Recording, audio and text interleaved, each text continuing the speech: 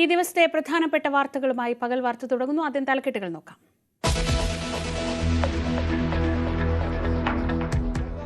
രാജീവ് ഗാന്ധിയെ പരാജയപ്പെടുത്താൻ, മറ്റത് അടിയന്തരാവസ്ഥയെ തോപ്പിക്കാൻ.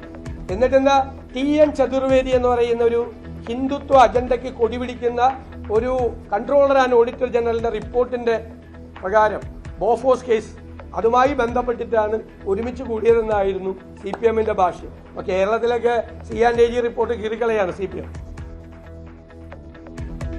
അടിയന്തരാവസ്ഥ കാലത്ത് CPM RSS കൂട്ടുകെട്ടുണ്ടായെന്ന MV ഗോവിന്ദന്റെ പ്രസ്താവന നിലമ്പൂർ വോട്ടെടുപ്പ് തലേന്ന് ചർച്ചയാക്കി പ്രതിപക്ഷം. BJP വോട്ട് നേടാനുള്ള തന്ത്രമെന്ന് കോൺഗ്രസ് ന്യായീകരിച്ച് MV ഗോവിന്ദൻ. മാത്രമല്ല, ജനതാ പാർട്ടിയുമായിട്ട് ഐക്യമുന്നണി ഉണ്ടാക്കിയത് ഈ ഉൾപ്പെടെയുള്ള UDF ആണ്. 1980 അന്നാണ് രാജഗോപാലൻ മത്സരിച്ചത് കാസർഗോഡ്. രാജഗോപാലൻ ഒരു ഘട്ടത്തിലും CPIM RSSുമായി ഒരു രാഷ്ട്രീയ കൂട്ടുകെട്ടും ഉണ്ടാക്കിയിട്ടില്ല എന്ന കാര്യം ഞാൻ ഉറപ്പിച്ച് പറയുകയാണ്. അനാവശ്യ വിവാദമെന്ന് CPM, ഒരു വർഗീയവാദിയുടെയും വോട്ട് വേണ്ടെന്ന് M സ്വരാജ്.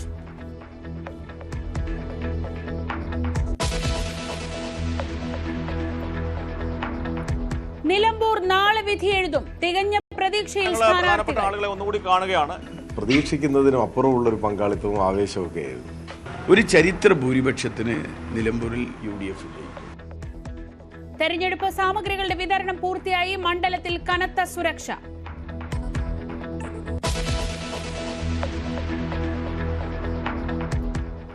കീഴടങ്ങാനുള്ള US പ്രസിഡന്റ് ട്രംപിന്റെ അന്ത്യശാസ്ത്രം തള്ളി ഇറാൻ പരമോന്നത നേതാവ് ആയത്തുള്ള അലി ഖമനേയി. അമേരിക്ക പടയൊരുക്കം തുടങ്ങി. ഇറാനിൽ ഭൂമിക്കടിയിലുള്ള ഫെർദോ ആണവ കേന്ദ്രം അമേരിക്ക ആക്രമിച്ചേക്കുമെന്ന് സൂചന. പശ്ചിമേഷ്യൻ സംഘർഷം യുദ്ധത്തിനരികെ. ടെഹ്റാനിലും ടെലവീവിലും ഇന്നും ആക്രമണങ്ങൾ.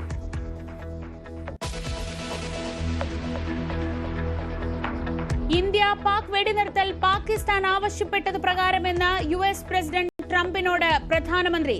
ഓപ്പറേഷൻ സിന്ദൂർ തുടരുന്നു. ആരും മധ്യസ്ഥരായില്ലെന്നും 35 മിനിറ്റ് നീണ്ട ഫോൺ സംഭാഷണത്തിൽ മോദി. കലഹം പരിഹരിച്ച് കാനഡയുമായി സഹകരിക്കാൻ G7 ഉച്ചകോടിക്കിടെ ധാരണ.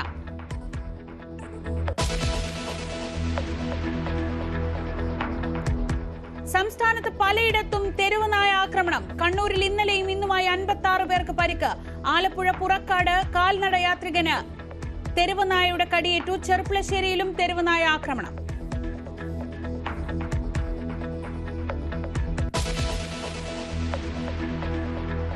ബാലരാമപുരത്ത് 2.5 വയസ്സുകാരിയെ കിണറ്റിലെറിഞ്ഞ് കൊന്ന അമ്മ ശ്രീധുവിനെ നുണ പരിശോധനയ്ക്ക് വിധേയമാക്കും. കുഞ്ഞിനെ കൊന്നത് ശ്രീധു എന്ന് അമ്മാവൻ ഹരികുമാർ.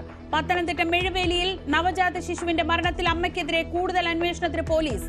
കരച്ചിൽ കേൾക്കാതിരിക്കാൻ കുഞ്ഞിന്റെ വായ് പൊത്തിപ്പിടിച്ചെന്ന മൊഴി.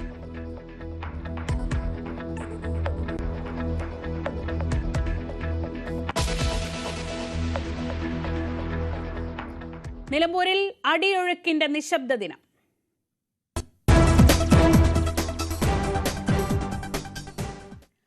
അടിയന്തരാവസ്ഥ കാലത്ത് RSSും CPMും സഹകരിച്ചിരുന്നു എന്ന MV ഗോവിന്ദന്റെ പരാമർശം നിലമ്പൂരിൽ വലിയ ചർച്ചയാക്കുകയാണ് UDF. BJP വോട്ടുകൾക്ക് വേണ്ടിയുള്ള CPMന്റെ തന്ത്രമെന്നാണ് കോൺഗ്രസിന്റെ ആരോപണം. ജമാഅത്തെ ഇസ്ലാമി ബന്ധമുണ്ടാക്കിയ തിരിച്ചടി മറികടക്കാൻ അനാവശ്യ വിവാദം UDF ഉയർത്തുകയാണെന്നാണ് CPM തിരിച്ചടിക്കുന്നത്.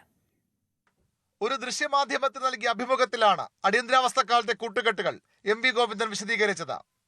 RSS ഉൾപ്പെട്ട ജനതാ പാർട്ടിയുമായും അടിയന്തരാവസ്ഥ കാലത്ത് കൈകോർക്കേണ്ടി വന്നു എന്ന് MV ഗോവിന്ദൻ പറയുന്നു.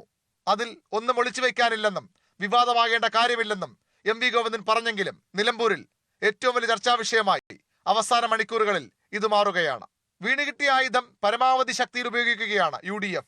ഗോവിന്ദന്റേത് നാവുപിഴയല്ലെന്നും നിലമ്പൂരിലെ BJP അനുകൂല വോട്ടുകൾ സമാഹരിക്കാനുള്ള തന്ത്രപരമായ നീക്കമാണെന്നുമാണ് പ്രതിപക്ഷ നേതാവ് പറയുന്നത്. 89 ജനതാ പാർട്ടിയല്ല, രാജീവ് ഗാന്ധിയെ പരാജയപ്പെടുത്താൻ, മറ്റത് അടിയന്തരാവസ്ഥയെ തോപ്പിക്കാൻ. 89 അദ്വാനിയും അതുപോലെ വാജ്പേയിയും ജ്യോതി ബാസുവും EMS നമ്പൂതിരിപ്പാടും ഒരുമിച്ച് നിൽക്കുന്ന ചിത്രമാണിത്. ഒരുമിച്ച് നിൽക്കുന്ന ചിത്രം. എന്നിട്ടെന്താ TN ചതുർവേദി എന്ന് പറയുന്ന ഒരു ഹിന്ദുത്വ അജണ്ടയ്ക്ക് കൊടിപിടിക്കുന്ന ഒരു കൺട്രോളർ ആൻഡ് ഓഡിറ്റർ ജനറലിന്റെ റിപ്പോർട്ടിന്റെ പ്രകാരം ബോഫോസ് കേസ് അതുമായി ബന്ധപ്പെട്ടിട്ടാണ് ഒരുമിച്ച് കൂടിയതെന്നായിരുന്നു CPM-ന്റെ ഭാഷ്യം. അപ്പോൾ കേരളത്തിലൊക്കെ C&AG റിപ്പോർട്ട് കീറിക്കളയാണ് CPM. നിലമ്പൂർ കൈവിട്ടെന്നുറപ്പിക്കുന്ന LDF അടുത്ത തെരഞ്ഞെടുപ്പുകൾ കൂടി ലക്ഷ്യമിട്ട് BJP സഹായം ഉറപ്പിക്കാനാണ് നീക്കം നടത്തുന്നതെന്ന് മുസ്ലിം ലീഗ് ആരോപിക്കുന്നു. യഥാർത്ഥം എന്താന്നുള്ളതും അവസാനം കൊയ്ന്ന മാഷേനെ പറഞ്ഞു. അതുപോലെ തന്നെ കാര്യങ്ങളൊക്കെ വളരെ വ്യക്തമായി. അവരാണ് എല്ലാ തരം കൂട്ടുകെട്ടുകൾ മാറി മാറി വൈവിധ്യമാർന്ന കൂട്ടുകെട്ടുകൾ തരാതരം പോലെ ഉണ്ടാക്കിയത് അവരാണ്. അത് മറച്ചു വെക്കാൻ കഴിയില്ല. ഇപ്പം ഈ പറഞ്ഞ ബന്ധത്തിൻ്റെയൊക്കെ ഫോട്ടോ ഒക്കെ അവിടെ സോഷ്യൽ മീഡിയയിലൊക്കെ പ്രചരിച്ചില്ലേ, അവരില്ല എന്ന് പറഞ്ഞതിൻ്റെ ഇപ്പോൾ അവസാനം വന്നപ്പോൾ ഉണ്ടെന്നുള്ള സർട്ടിഫിക്കറ്റും വന്നു. എന്നാൽ ജമാഅത്തെ ബന്ധത്തിൽ അടിതെറ്റിയ UDF-ഉം ജമാഅത്തെ ഇസ്ലാമിയും വോട്ടർമാരെ തെറ്റിദ്ധരിപ്പിക്കാൻ ശ്രമിക്കുകയാണെന്നാണ് CPM നിലപാട്. താൻ പറഞ്ഞത് ചരിത്രമാണെന്നും ഒരു ഘട്ടത്തിലും RSS-ഉമായി CPM രാഷ്ട്രീയ കൂട്ടുകെട്ടുണ്ടാക്കിയിട്ടില്ലെന്നും MV ഗോവിന്ദൻ. EMS-നെതിരെ RSS കോൺഗ്രസ് സംയുക്ത സ്ഥാനാർത്ഥി മത്സരിച്ച ചരിത്രവും CPM ചൂണ്ടിക്കാട്ടുന്നു. മാത്രമല്ല, ജനതാ പാർട്ടിയുമായിട്ട് ഐക്യമുന്നണി ഉണ്ടാക്കിയത് ഈ ഉൾപ്പെടെയുള്ള ഈ UDF ആണ്. 1980 അന്നാണ് രാജഗോപാലൻ മത്സരിച്ചത് കാസർഗോഡ്. രാജഗോപാലൻ. ഒരു ഘട്ടത്തിലും CPIM RSS-ഉമായി ഒരു രാഷ്ട്രീയ കൂട്ടുകെട്ടും ഉണ്ടാക്കിയിട്ടില്ല എന്ന കാര്യം ഞാൻ ഉറപ്പിച്ച് പറയുകയാണ്. ജമാഅത്തെ ഇസ്ലാമി ബന്ധത്തിൽ പ്രതിരോധത്തിലായ UDF-ന് വോട്ടെടുപ്പിന് മണിക്കൂറുകൾ മാത്രം ബാക്കിയുള്ളപ്പോൾ CPM-നെതിരെ ലഭിച്ച ഏറ്റവും നല്ലൊരു ആയുധമാണ് MV ഗോവിന്ദന്റെ പരാമർശം. എന്നാൽ ഈ വൈകിയ വേളയിൽ ഇത് എത്രത്തോളം വോട്ടർമാരിലേക്ക് എത്തിക്കാൻ കോൺഗ്രസിനും UDF-നും കഴിയും? അതിനെ പ്രതിരോധിക്കാൻ CPM-ന് കഴിയുമോ? ഇതുകൂടി ആശ്രയിച്ചിരിക്കും നിലമ്പൂരിലെ ജനവിധി. VV Arun, news 18, Nilambur. Nilambur polling ബൂത്തിലേക്ക് എത്താൻ മണിക്കൂറുകൾ മാത്രം ശേഷിക്കെ വോട്ടർമാരെ നേരിൽ കണ്ട് വോട്ടുറപ്പിക്കാനുള്ള അവസാന ഓട്ടത്തിലാണ് സ്ഥാനാർത്ഥികൾ. UDF സ്ഥാനാർത്ഥി ആര്യാടൻ ഷൗക്കത്തും LDF സ്ഥാനാർത്ഥി M സ്വരാജും NDA സ്ഥാനാർത്ഥി മോഹൻ ജോർജും മണ്ഡലത്തിന്റെ വിവിധ ഇടങ്ങളിലെത്തി വോട്ടർമാരെ കണ്ട് വോട്ട് അഭ്യർത്ഥിച്ചു. 23 ദിവസം നീണ്ടുനിന്ന പ്രചാരണത്തിന് ശേഷം ഓരോ വോട്ടും ഉറപ്പിക്കാനുള്ള നെട്ടോട്ടത്തിലാണ് സ്ഥാനാർത്ഥികൾ. UDF-ന് മൃഗീയ ഭൂരിപക്ഷം ലഭിക്കുമെന്നായിരുന്നു ആര്യാടൻ ഷൗക്കത്തിന്റെ പ്രതികരണം. എന്നാൽ കലാശക്കൊട്ടിൽ കണ്ട ആവേശം ആത്മവിശ്വാസം നൽകുന്നുവെന്നായിരുന്നു M സ്വരാജിന്റെ വാദം. NDA സ്ഥാനാർത്ഥി മോഹൻ ജോർജും ആത്മവിശ്വാസം പങ്കുവച്ചു. ഞങ്ങൾ പ്രധാനപ്പെട്ട ആളുകളെ ഒന്നുകൂടി കാണുകയാണ്. ഞങ്ങളുടെ പാർട്ടി പ്രവർത്തകരെ ഞങ്ങളവരെ ഒന്ന് ഊർജ്ജസ്വലരാക്കാൻ വേണ്ടി അവരുടെ അടുത്ത് ഒന്ന് ചെല്ലുകയാണ്. അതാണ് ഞങ്ങൾ ഇന്ന് ചെയ്യുന്ന കാര്യങ്ങൾ. മറ്റ് തെരഞ്ഞെടുപ്പുകളുടെ എല്ലാം ഈ പരസ്യ പ്രചരണം അവസാനിക്കുമ്പോഴുള്ള ആ ആരവങ്ങളും എല്ലായ്പ്പോഴും വലിയ ആവേശത്തിലായിരിക്കും എല്ലാ മുന്നണികളും. പക്ഷെ അതിൽ നിന്നൊക്കെ അപ്പുറത്തുള്ള വലിയൊരു പങ്കാളിത്തം, ഒരു മനുഷ്യക്കടൽ പോലെ ഇരമ്പി വരുന്നത്, അത് ഈ തെരഞ്ഞെടുപ്പിൻ്റെ ഒരു പ്രത്യേകതയായിട്ടാണ് തോന്നിയത്. പതിവിൽ കവിഞ്ഞ പങ്കാളിത്തവും പ്രതീക്ഷിക്കുന്നതിനും അപ്പുറമുള്ളൊരു പങ്കാളിത്തവും ആവേശമൊക്കെ ആയിരുന്നു. പക്ഷെ നിലമ്പൂരിലെ ജനങ്ങൾ വളരെ കൃത്യമായി തീരുമാനിച്ചു കഴിഞ്ഞു എന്നതിൻ്റെ വ്യക്തമായ തെളിവാണത്. ഒരു ചരിത്ര ഭൂരിപക്ഷത്തിന് നിലമ്പൂരിൽ UDF ജയിക്കും.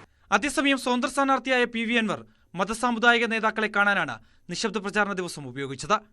മാർത്തോമ സഭ കുന്നംകുളം മലബാർ ഭദ്രസനാധിപൻ ഡോക്ടർ മാത്യൂസ് മാർ മക്കാറിയോസ് എപ്പിസ്കോപ്പയെ കോഴിക്കോട് കക്കോടിയിലെത്തി അദ്ദേഹം സന്ദർശിച്ചു. ചുങ്കത്തറ മാർത്തോമ ഹയർ സെക്കൻഡറി സ്കൂളിൽ പോളിംഗ് സാമഗ്രികളുടെ വിതരണവും നടന്നു.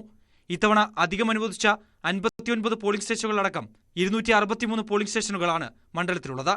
റിസർവ് ഉൾപ്പെടെ 315 വോട്ടിംഗ് യന്ത്രങ്ങളും 341 VVPAറ്റുകളും വോട്ടെടുപ്പിനായി സജ്ജമാക്കിയിട്ടുണ്ട്. ന്യൂസ് 18 നിലമ്പൂർ. പശ്ചിമേഷ്യ യുദ്ധത്തിലേക്ക്.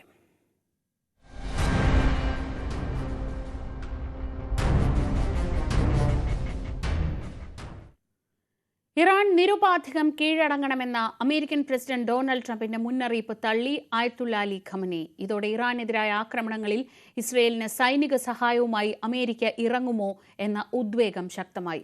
അമേരിക്കൻ യുദ്ധക്കപ്പലുകളും കൂടുതൽ യുദ്ധവിമാനങ്ങളും മിഡിൽ ഈസ്റ്റിലേക്ക് വിന്യസിക്കുകയാണ്. ഇറാനിൽ പർവ്വതങ്ങൾക്കുള്ളിൽ ഭൂഗർഭ നിലയത്തിൽ പ്രവർത്തിക്കുന്ന ഫോർദോ ആണവ സമ്പുഷ്ടീകരണ കേന്ദ്രം അമേരിക്ക ആക്രമിച്ചേക്കുമെന്നാണ് സൂചന. ശക്തമായ ഏറ്റുമുട്ടൽ ഇപ്പോൾ ടെല്ലവീവിലും ടെഹ്റാനിലും തുടരുകയാണ്.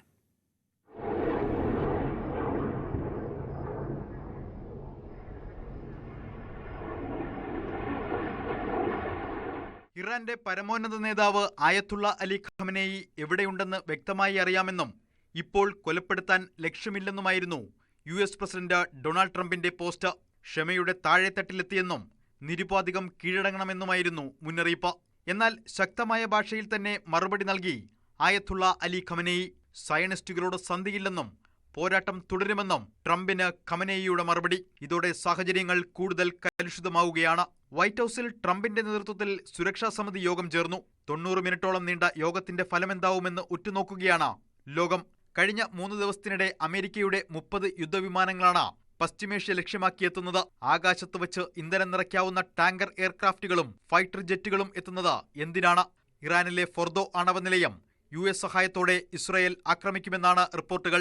പർവ്വതത്തിന് താഴെ ഭൂഗർഭ നിലയത്തിലേക്ക് ഭൂമി തുളച്ചു കയറി തകർക്കാൻ ബങ്കർ ബസ്റ്റർ ബോംബുകൾ വേണം. ഇത് ഇസ്രായേലിന്റെ കൈവശമില്ല. ഇത് വഹിക്കാനുള്ള യുദ്ധവിമാനങ്ങളും ഇസ്രായേലിന് ഇല്ല. ഇറാനിലെ ആണവ കേന്ദ്രങ്ങൾ ആക്രമിക്കാൻ വൈറ്റ് ഹൌസിൽ ചേർന്ന സുരക്ഷാ സമിതിയിൽ ട്രംപിന് പൂർണ്ണ പിന്തുണ ലഭിച്ചില്ലെന്നും റിപ്പോർട്ടുകളുണ്ട്. നെതന്യാഹുവുമായി ട്രംപ് ഫോണിൽ സംസാരിച്ചു. ഇറാനിൽ ഭരണമാറ്റമെന്ന US നിർദ്ദേശത്തോട് ഫ്രാൻസിനും വിയോജിപ്പുണ്ട്. 6ാം ദിനവും ഏറ്റുമുട്ടൽ അതിശക്തമായി തുടരുകയാണ് ടെല്ലവീവും ടെഹ്റാനും. ടെഹ്റാനിലെ കൊജീർ മിസൈൽ കേന്ദ്രം ലക്ഷ്യമാക്കി ഇസ്രയേൽ സ്ഫോടനം നടത്തി. കിഴക്കൻ ടെഹ്റാനിലെ ഇമാം ഹുസൈൻ യൂണിവേഴ്സിറ്റിയിലും ഇസ്രയേൽ ആക്രമണം നടത്തി. ഫത്ത-1 ഹൈപ്പർസോണിക് മിസൈലുകൾ ഇസ്രയേലിന് നേരെ ഇറാനും പ്രയോഗിച്ചു. മിഡിൽ ഈസ്റ്റിലെ US സൈനിക താവളങ്ങളിൽ ഇറാൻ ആക്രമണം നടത്തുമെന്ന സൂചനകളും പുറത്തുവരുന്നു. News desk, news 18. India Pak സംഘർഷത്തിൽ അമേരിക്ക മധ്യസ്ഥത വഹിച്ചിട്ടില്ലെന്ന് പ്രധാനമന്ത്രി നരേന്ദ്രമോദി. ഒരു തരത്തിലുള്ള മധ്യസ്ഥതയും അമേരിക്കയുടെ ഭാഗത്തുനിന്ന് സ്വീകരിച്ചിട്ടില്ല, ഒരിക്കലും സ്വീകരിക്കുകയില്ലെന്നും പ്രധാനമന്ത്രി വ്യക്തമാക്കി. പാകിസ്ഥാൻ ആവശ്യപ്പെട്ട പ്രകാരമാണ് വെടിനിർത്തലിന് തയ്യാറായതെന്നും ഓപ്പറേഷൻ സിന്ദൂർ ഇപ്പോഴും തുടരുകയാണെന്നും പ്രധാനമന്ത്രി അറിയിച്ചു. അമേരിക്കൻ പ്രസിഡന്റ് ഡൊണാൾഡ് ട്രംപുമായി നടത്തിയ ഫോൺ സംഭാഷണത്തിലാണ് നരേന്ദ്രമോദി ഇക്കാര്യം വ്യക്തമാക്കിയത്. ഇന്ത്യ പാക് സംഘർഷത്തിൽ US മധ്യസ്ഥത വഹിച്ചുവെന്ന ആരോപണം പൂർണ്ണമായും തള്ളിയാണ് നരേന്ദ്രമോദി നിലപാട് വ്യക്തമാക്കിയത്. ഇന്ത്യ പാക് വെടിനിർത്തൽ ധാരണയ്ക്കായി ഇടപെട്ടെന്നായിരുന്നു ട്രംപിന്റെ അവകാശവാദം. പേൽഗാം ഭീകരാക്രമണത്തെ ചൊല്ലി ഉടലെടുത്ത രൂക്ഷമായ സംഘർഷം പരിഹരിക്കാൻ കഴിഞ്ഞതിൽ അഭിമാനമുണ്ടെന്നായിരുന്നു ട്രംപിന്റെ പ്രതികരണം. എന്നാൽ ഇന്ത്യ പാക് വിഷയത്തിൽ ഇപ്പോൾ മാത്രമല്ല എല്ലായ്പ്പോഴും മധ്യസ്ഥത ആവശ്യമില്ലെന്നും മോദി ട്രംപിനെ അറിയിച്ചു. വെടിനിർത്തൽ കരാർ നടപ്പാക്കിയത് ഇന്ത്യയും പാകിസ്ഥാനും നേരിട്ട് നടത്തിയ ചർച്ചയിലാണ്. അതും പാകിസ്ഥാന്റെ അഭ്യർത്ഥന പ്രകാരമാണെന്നും മോദി പറഞ്ഞു. ഇന്ത്യ US വ്യാപാര കരാറിനെക്കുറിച്ചോ ഇന്ത്യ പാക് പ്രശ്നത്തെക്കുറിച്ചോ അമേരിക്കയുമായി ചർച്ച നടത്തിയിട്ടില്ലെന്നും മോദി വ്യക്തമാക്കി. വിദേശകാര്യ സെക്രട്ടറി വിക്രം മിശ്രയാണ് മോദിയും ട്രംപും ഫോണിൽ സംസാരിച്ച വിവരം അറിയിച്ചത്. प्रधानमंत्री मोदी ने राष्ट्रपति ट्रंप को स्पष्ट रूप से कहा कि इस पूरे घटनाक्रम के दौरान कभी भी किसी भी स्तर पर भारत अमेरिका ट्रेड डील या अमेरिका द्वारा भारत और पाकिस्तान के बीच मध्यस्थता जैसे विषयों पर बात नहीं हुई थी. ഇരു നേതാക്കളും തമ്മിൽ 35 മിനിറ്റ് നേരം സംസാരിച്ചു. ട്രംപിന്റെ ആവശ്യപ്രകാരമാണ് ഇരുവരും ഫോണിൽ സംസാരിച്ചതെന്നാണ് വിവരം. ഇതിനു പുറമെ റഷ്യ യുക്രൈൻ യുദ്ധവും നിലവിലെ ഇസ്രായേൽ ഇറാൻ സംഘർഷം സംബന്ധിച്ചും ഇരു നേതാക്കളും ചർച്ച നടത്തി. ഇൻഡോ പസഫിക് മേഖലയിൽ ക്വാഡിന്റെ നിർണായക പങ്കിനുള്ള പിന്തുണ വീണ്ടും ഇരു നേതാക്കളും ഉറപ്പിച്ചു. ഇന്ത്യയിൽ നടക്കാനിരിക്കുന്ന ക്വാഡ് മീറ്റിംഗിൽ പങ്കെടുക്കാനായി ട്രംപിനെ ഇന്ത്യയിലേക്ക് നരേന്ദ്രമോദി ക്ഷണിച്ചു. ഈ ക്ഷണം ട്രംപ് സ്വീകരിച്ചുവെന്നും വിദേശകാര്യ സെക്രട്ടറി വിക്രം മിശ്ര വ്യക്തമാക്കി. क्वाड की अहम भूमिका के प्रति समर्थन जताया. क्वाड की अगली बैठक के लिए प्रधानमंत्री मोदी ने राष्ट्रपति ट्रंप को भारत यात्रा का निमंत्रण दिया. राष्ट्रपति ट्रंप ने निमंत्रण स्वीकार करते हुए कहा कि वे भारत आने के लिए उत्सुक हैं.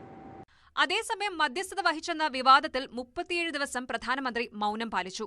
എന്തുകൊണ്ട് ഇക്കാര്യങ്ങൾ സർവകക്ഷി യോഗം വിളിച്ച് പ്രതിപക്ഷ പാർട്ടികളോട് പറയാൻ നരേന്ദ്രമോദി തയ്യാറാകുന്നില്ലെന്ന് കോൺഗ്രസ് ചോദിച്ചു. Why can't the Prime Minister call an all-party meeting tomorrow or day after tomorrow? Take the opposition parties' leaders into confidence and say the same thing which has been put out today by the Foreign Secretary. Why is the Prime Minister getting others to speak on his behalf? Why can't the Prime Minister speak directly? Let him address the nation. News desk, news 18. India Canada നയതന്ത്ര ബന്ധം മെച്ചപ്പെടുത്താൻ ധാരണ. G7 ഉച്ചകോടിക്കിടെ പ്രധാനമന്ത്രി നരേന്ദ്രമോദിയും Canada പ്രധാനമന്ത്രി mark കാർണിയും തമ്മിൽ നടത്തിയ ഉഭയകക്ഷി ചർച്ചയിലാണ് ധാരണ. ഇരു രാജ്യങ്ങളും പുതിയ ഹൈക്കമ്മീഷണർമാരെ നിയമിക്കും. വ്യാപാര ഊർജ്ജ മേഖലയിലടക്കം സഹകരണത്തിനും ധാരണയായി. കാനഡയുടെ ഭരണം ജസ്റ്റിൻ ട്രൂഡോയിൽ നിന്ന് മാർക്ക് കാർണിയിലേക്ക് എത്തുമ്പോൾ ഇരു രാജ്യങ്ങളും തമ്മിൽ സൗഹൃദ അന്തരീക്ഷത്തിന് വഴിയൊരുങ്ങുകയാണ്. G7 ഉച്ചകോടിക്കിടെ പ്രധാനമന്ത്രി നരേന്ദ്രമോദിയും കാനഡ പ്രധാനമന്ത്രി മാർക്ക് കാർണിയും തമ്മിൽ നടന്ന ഉഭയകക്ഷി ചർച്ചയാണ് പുതിയ വഴിത്തിരിവ്. പിണക്കം മറന്ന് ഇരു രാജ്യങ്ങളും പുതിയ ഹൈക്കമ്മീഷണറെ നിയമിക്കും. ഇരു രാജ്യങ്ങളുടെയും പരസ്പര ബഹുമാനത്തിലും നിയമവാഴ്ചയിലും സ്വതന്ത്ര പരമാധികാരത്തിലും ഊന്നിയ ബന്ധം നിലനിർത്തുന്നതിന്റെ ആവശ്യകത രണ്ട് നേതാക്കളും ചർച്ച ചെയ്തു. ഇന്ത്യയും കാനഡയും തമ്മിലുള്ള ബന്ധം അതീവ പ്രാധാന്യമുള്ളതാണെന്നും അത് ശക്തിപ്പെടുത്താൻ ഒരുമിച്ച് പരിശ്രമിക്കുമെന്നും നേതാക്കൾ. भारत और कनाडा के संबंध अनेक प्रकार से बहुत ही महत्वपूर्ण है. कनाडा की अनेक कंपनियों का भारत में निवेश है. भारत के लोगों का भी कनाडा की धरती पर बहुत बड़ा निवेश है. लोकतांत्रिक मूल्यों को समर्पित कनाडा और भारत मिलकर के लोकतंत्र को मजबूत करना होगा. ഹർദീപ് സിംഗ് നിജ്ജാറിന്റെ കൊലപാതകവുമായി ബന്ധപ്പെട്ട ചോദ്യങ്ങളിൽ കരുതലോടെയായിരുന്നു മാർക്ക് കാർണിയുടെ പ്രതികരണം. From the energy transition that you're helping to lead, to the future of artificial intelligence, to the fight that we have against transnational repression, against terrorism, against other factors, and the work that we can do together. And it is my great honor to have you here. 2023 September 18 House of കോമൺസിൽ അന്നത്തെ പ്രധാനമന്ത്രി Justin Trudeau നടത്തിയ പ്രസംഗത്തെ തുടർന്നായിരുന്നു ഇരു രാജ്യങ്ങളും തമ്മിലുള്ള അസ്വാരസ്യങ്ങൾ. ഇരു രാജ്യങ്ങളും നയതന്ത്ര പ്രതിനിധികളെ പുറത്താക്കി. ഖലിസ്ഥാൻ വിഘടനവാദികളോടും അനുയായികളോടും കാനഡ കാണിക്കുന്ന മൃദു സമീപനത്തിൽ ഇന്ത്യ നിരന്തരം ആശങ്ക പ്രകടിപ്പിച്ചിരുന്നു. News desk news 18. പ്രധാനമന്ത്രി നരേന്ദ്രമോദി റിപ്പബ്ലിക് ഓഫ് ക്രൊയേഷ്യയിലെത്തി. ക്രൊയേഷ്യ സന്ദർശിക്കുന്ന ആദ്യ ഇന്ത്യൻ പ്രധാനമന്ത്രി കൂടിയാണ് മോദി. ക്രൊയേഷ്യൻ പ്രസിഡന്റ് സോറൻ മിലനോവിച്ചും പ്രധാനമന്ത്രി ആൻഡ്രജ് പ്ലെൻകോവിച്ചും മോദിയുമാണ് കൂടിക്കാഴ്ചകൾ നടത്തുക. പരസ്പര താൽപര്യമുള്ള മേഖലകളിൽ ഉഭയകക്ഷി സഹകരണത്തിന് പുതിയ വഴികൾ തുറക്കുമെന്നാണ് ഇരു രാജ്യങ്ങളുടെയും പ്രതീക്ഷ. തിരുവനന്തപുരം ബാലരാമപുരത്ത് 2.5 വയസ്സുകാരിയെ കിണറ്റിലെറിഞ്ഞു കൊന്ന കേസിൽ അമ്മ ശ്രീധുവിനെ നുണപരിശോധനയ്ക്ക് വിധേയമാക്കാൻ അന്വേഷണ സംഘം. കൊലപാതകത്തെക്കുറിച്ച് ശ്രീധുവിന് അറിയാമായിരുന്നുവെന്നാണ് പ്രതി ഹരികുമാറിന്റെ മൊഴി. ഈ ആവശ്യമുന്നയിച്ച് പോലീസ് കോടതിയെ സമീപിച്ചു. 2.5 വയസ്സുകാരിയെ കിണറ്റിലെറിഞ്ഞു കൊന്ന കേസിലാണ് വഴിത്തിരിവ്. കൊലപാതകത്തെക്കുറിച്ച് കുഞ്ഞിന്റെ അമ്മ ശ്രീധുവിന് അറിയാമായിരുന്നുവെന്നാണ് പ്രതിയുടെ മൊഴി. Rural S P K Sudarshan jail സന്ദർശനത്തിനെത്തിയപ്പോഴാണ് പ്രതി ഹരികുമാർ ഇക്കാര്യം പറഞ്ഞത്. ഇതോടെ ഹരികുമാറിനെയും ശ്രീധുവിനെയും നുണപരിശോധന നടത്താൻ പോലീസ് തീരുമാനിക്കുകയായിരുന്നു. അനുവാദം തേടി ബാലരാമപുരം പോലീസ് കോടതിയെ സമീപിച്ചു. കോടതി ഉത്തരവ് ലഭിക്കുന്ന മുറയ്ക്ക് നുണപരിശോധന നടത്താനാണ് നീക്കം. കേസിൽ ഹരികുമാറിനെ പ്രതിയാക്കി കുറ്റപത്രം സമർപ്പിക്കാനിരിക്കെയാണ് പുതിയ വെളിപ്പെടുത്തൽ. കൊല്ലപ്പെട്ട ദേവേന്ദുവിന്റെ അച്ഛനും ഇതേ ആരോപണം ഉന്നയിച്ചിരുന്നുവെങ്കിലും പ്രാഥമിക അന്വേഷണത്തിൽ ഇവർക്കെതിരെ തെളിവ് കണ്ടെത്താനായില്ലെന്നാണ് പോലീസ് പറയുന്നത്. ജനുവരി 30-നാണ് ബാലരാമപുരത്തെ വീട്ടിലെ കിണറ്റിൽ 2.5 വയസ്സുള്ള ദേവേന്ദുവിനെ മരിച്ച നിലയിൽ കണ്ടെത്തിയത്. ന്യൂസ് 18 തിരുവനന്തപുരം. പത്തനംതിട്ട മെഴുവേലിയിൽ നവജാത ശിശുവിന്റെ മരണത്തിൽ കൂടുതൽ അന്വേഷണത്തിന് പോലീസ്. കരച്ചിൽ പുറത്ത് കേൾക്കാതിരിക്കാൻ കുഞ്ഞിന്റെ വായ പൊത്തിപ്പിടിച്ചതാണ് മരണകാരണമെന്നാണ് യുവതിയുടെ മൊഴി. ഗർഭിണിയായ വിവരം വീട്ടുകാരെ അറിയിച്ചില്ല. കുഞ്ഞിനെ പിന്നീട് വാഴയിലയിൽ പൊതിഞ്ഞ് വീടിന് സമീപത്തെ പുരയിടത്തിൽ ഉപേക്ഷിക്കുകയായിരുന്നു. ഡോക്ടർക്ക് തോന്നിയ സംശയമാണ് അന്വേഷണത്തിലെത്തിയത്.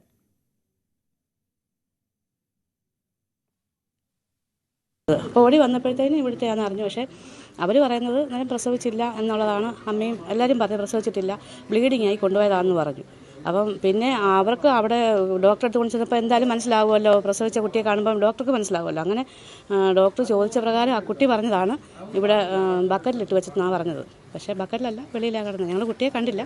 ഞങ്ങൾ LHI-യാണ് ഐഡൻറ്റിഫൈ ചെയ്തത്. സിസ്റ്റർ മാത്രമേ കുഞ്ഞിനെ കണ്ടുള്ളൂ. പെൺകുട്ടിയാണെന്ന് പറഞ്ഞു. അവരിപ്പോൾ ഉഷ ഹോസ്പിറ്റൽ, ചെങ്ങന്നൂർ ഉഷ ഹോസ്പിറ്റലാണ്. ഞങ്ങൾ സബ് സെൻറ്ററിൽ ഇരുന്നപ്പോൾ ഞാൻ ആശാ വർക്കറാണ്.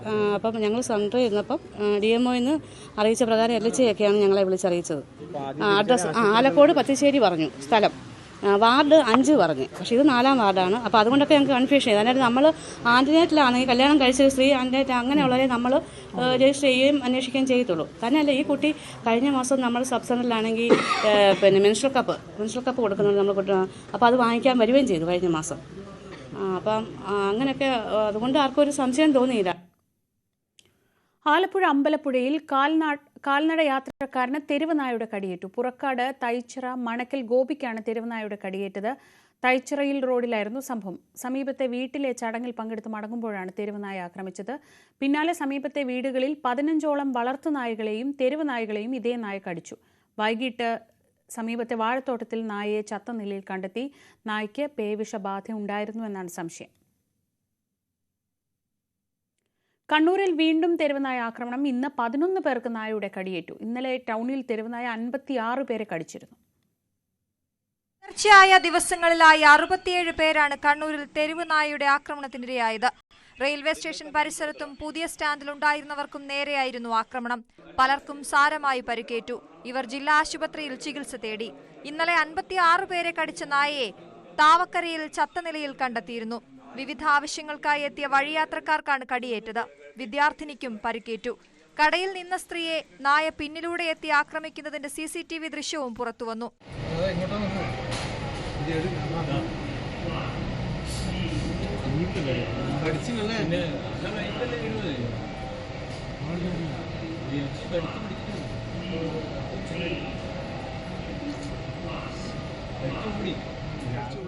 തെരുവുനായ ശല്യം രൂക്ഷമായതോടെ നാട്ടുകാർ പരിഭ്രാന്തിയിലാണ്. പ്രതിഷേധമുയർന്നതോടെ ജില്ലാ പഞ്ചായത്തിന്റെ നേതൃത്വത്തിൽ ടൗണിൽ അലഞ്ഞുതിരിഞ്ഞ നായ്ക്കളെ പിടികൂടി. ന്യൂസ് 18 കണ്ണൂർ. കേരളത്തിൽ പടിഞ്ഞാറൻ കാറ്റ് ശക്തമായി തുടരുന്നു. മണിക്കൂറിൽ പരമാവധി 40-60 കിലോമീറ്റർ വരെ വേഗതയിൽ കാറ്റ് വീശും. അടുത്ത 5 ദിവസം വ്യാപകമായ മഴയ്ക്ക് സാധ്യതയുണ്ട്. ഇന്ന് 2 ജില്ലകളിൽ ഓറഞ്ച് അലർട്ടും 6 ജില്ലകളിൽ യെല്ലോ അലർട്ടുമാണ്.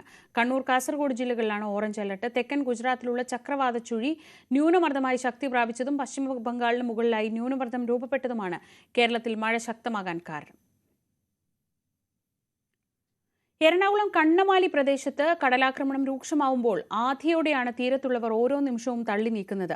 മഴ പെയ്തു തുടങ്ങിയാൽ ആന്തലോടെ മാത്രമേ വീടിനുള്ളിൽ കഴിച്ചുകൂട്ടാനാവൂ. വീടുകൾ കടലെടുത്തതോടെ ഭീതിയിലാണ് തീരം.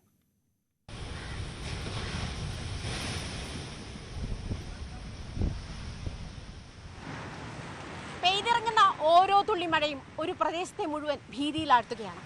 അമാവാസിയായാൽ ആ ഭീതിയുടെ ആധിക്യമേറും. കണ്ണമാലി പ്രദേശത്തെ ജനങ്ങളുടെ വീടിനുള്ളിലേക്ക് കടൽ കയറി വരികയാണ്. എന്നിട്ടും എന്തുകൊണ്ടാണ് അധികൃതർ ഇങ്ങനെ കണ്ണടക്കുന്നത്?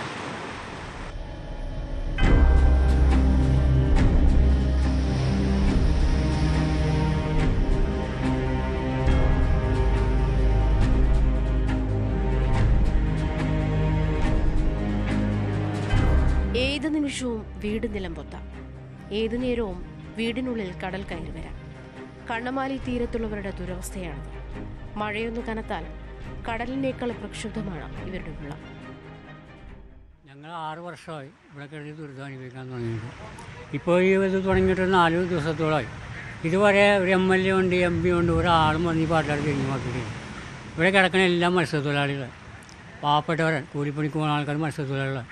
ലോണൊക്കെ എടുത്താണ് ഇവിടെ ഓരോ വീടൊക്കെ വെച്ചേക്കുന്നത്. ആ വീടൊക്കെയാണ് എല്ലാവരും തകർന്നു പോകണം.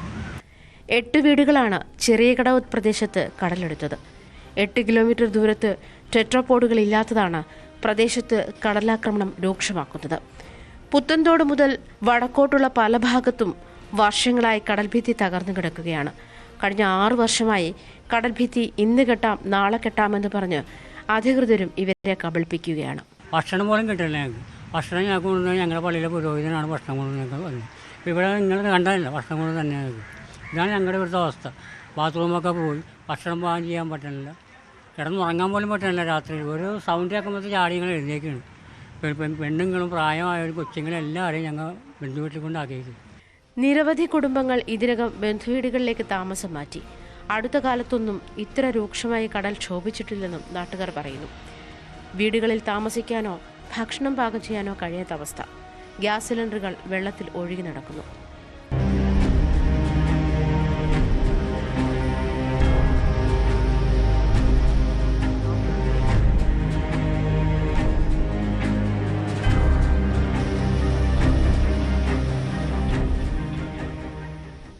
ഒരു മനുഷ്യായുസിന്റെ സ്വപ്നമാണ് വീട്. ആയുസിന്റെ മുഴുവൻ സമ്പാദ്യം സ്വരുക്കൂട്ടി ഉണ്ടാക്കിയെടുത്ത വീടിന് താഴെ കണ്ണൊന്നു ചിമ്മാൻ പോലും ഭയപ്പെട്ട് കഴിയുന്ന ഈ ആളുകൾക്ക് മുന്നിൽ എന്തിനാണ് അധികാരി വർഗത്തിന് ഇത്ര നിസ്സംഗത? കക്ഷിരാഷ്ട്രീയ ഭേദമന്യേ ഒന്നാലോചിച്ചാൽ ഇവരുടെ ആവശ്യം ന്യായമല്ലേ? ക്യാമറാമാൻ KP ധനീഷിനൊപ്പം ആജ്ഞ രവീന്ദ്രൻ, ന്യൂസ് 18 കൊച്ചി. ഇടുക്കി ഡാമിൽ ജലനിരപ്പ് ഉയർന്നു. ജലനിരപ്പ് ഇപ്പോൾ 2348.36 അടിയാണ്. ആകെ സംഭരണശേഷിയുടെ 44.48% ജലനിരപ്പ്. മുല്ലപ്പെരിയാർ ഡാമിൽ ജലനിരപ്പ് 131.65 അടിയായി.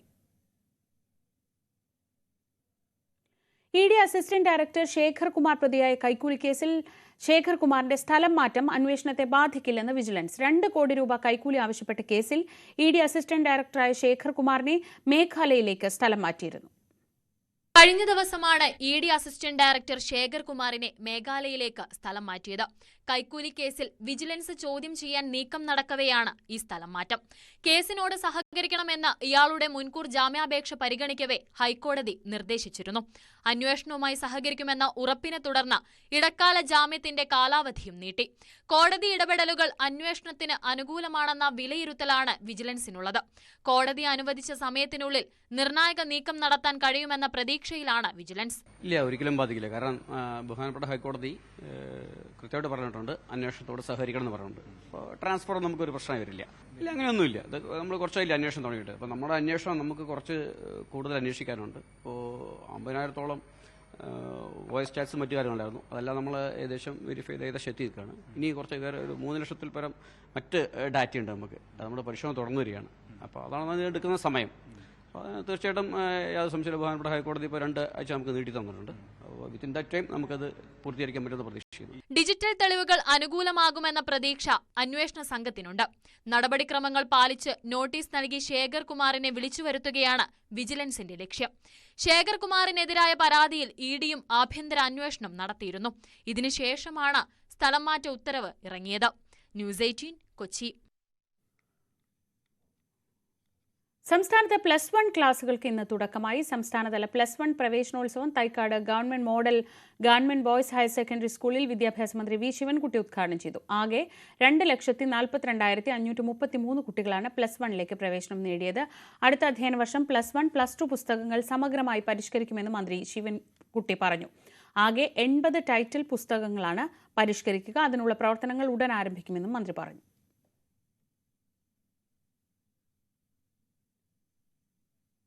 കാസർഗോഡ് നിന്ന് ആരംഭിച്ച ആശാപ്രവർത്തകരുടെ സമരയാത്രയ്ക്ക് മഹാറാലിയോടെ തിരുവനന്തപുരത്ത് സമാപനം. പ്രതിപക്ഷ നേതാവ് വി ഡി സതീശൻ സമാപനം ഉദ്ഘാടനം ചെയ്തു.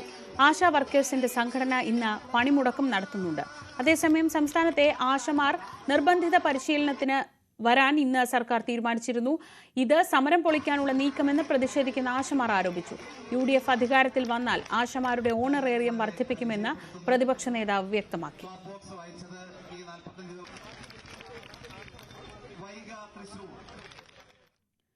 കോഴിക്കോട് തീരത്ത് വാൻഹായ് കപ്പൽ തീപിടിച്ച സംഭവത്തിൽ നിയമ നടപടികൾ തുടരുന്നുവെന്ന് കോസ്റ്റൽ AIG പഥം സിംഗ്. മംഗലാപുരത്ത് പോയി ക്രൂവിന്റെ മൊഴിയെടുക്കും. പരാതിക്കാരന്റെ മൊഴി രേഖപ്പെടുത്തിയെന്നും AIG അറിയിച്ചു. വാനായി ഒരു പുതിയ വാനായി 503 എതിരെ നമുക്ക് കേസ് എടുത്തിട്ടുണ്ട്. ഇന്നലെ ഒരു പെറ്റീഷണർ ഒരു കംപ്ലൈൻറ്റ് പരാതി പ്രകാരമാണ് കേസ് എടുത്തിട്ടുണ്ട്. അതിനെ ബന്ധമായി ബാക്കിയുള്ള ഇൻവെസ്റ്റിഗേഷൻ നടത്തിക്കൊണ്ടിരിക്കുകയാണ്. ഇന്ത്യൻ ബഹിരാകാശ യാത്രികൻ ശുഭാംശു ശുക്ല ഉൾപ്പെട്ട ആക്സിയം 4 ബഹിരാകാശ ദൗത്യം വീണ്ടും നീട്ടി. ജൂൺ 19 നിശ്ചയിച്ചിരുന്ന വിക്ഷേപണം ജൂൺ 22 മാറ്റിയത്. അന്താരാഷ്ട്ര ബഹിരാകാശ നിലയത്തിന്റെ പ്രവർത്തനങ്ങൾ വിലയിരുത്തുന്നതിന് നാസയ്ക്ക് കൂടുതൽ സമയം നൽകുന്നതിന്റെ ഭാഗമായാണ് ദൗത്യം നീട്ടുന്നതെന്ന് ആക്സിയം സ്പേസ് അറിയിച്ചു. ബഹിരാകാശ നിലയത്തിന്റെ സ്വെസ്റ്റ സർവീസ് മൊഡ്യൂളിന്റെ പിൻഭാഗത്ത് അടുത്തയിടെ അറ്റകുറ്റപ്പണികൾ നടത്തിയിരുന്നു. ഇതിന്റെ കാര്യക്ഷമത പരിശോധിക്കുകയാണ് നാസ എന്നുമാണ് വിശദീകരണം. നാസയുടെ അനുമതി കിട്ടിയാൽ എപ്പോൾ വേണമെങ്കിലും വിക്ഷേപണത്തിന് തയ്യാറെന്നും കമ്പനി വിശദീകരിക്കുന്നു. പകൽ വാർത്ത പൂർണ്ണമാവുകയാണ്. ഇനി പ്രാദേശിക വാർത്തകളും വിശേഷങ്ങളുമായി സകലമാന കേരളം കാണാം. ഭവ്യ പാർവതി ചേരും.